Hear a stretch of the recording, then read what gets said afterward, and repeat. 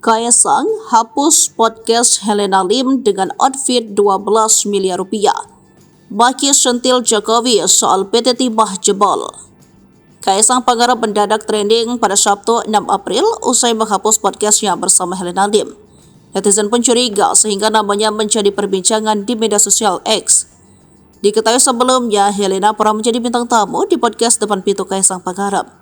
Saat itu wanita yang dikenal sebagai Crazy Rich Pantai Indah Kapok tampil glamor dengan outfit 12,3 miliar rupiah.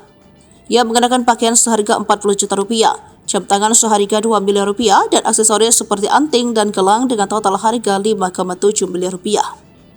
Lalu ada kalung 400 atau 300 juta rupiah, tas branded merek Hermes Birkin 200 juta rupiah, sehingga total mencapai 12,3 miliar rupiah.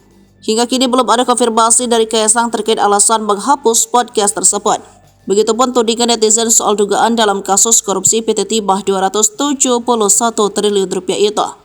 Terkait hal ini, Koordinator Masyarakat Anti Korupsi Indonesia, Boyamin Saiman, dilansir dari Warta Kota Live pada Sabtu 7 April 2024 memberikan tanggapan.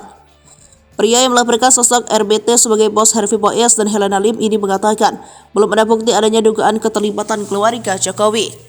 Begitupun dengan keterlibatan sang putra bungsu yaitu Kaisang Pangarep juga tidak ada terindikasi.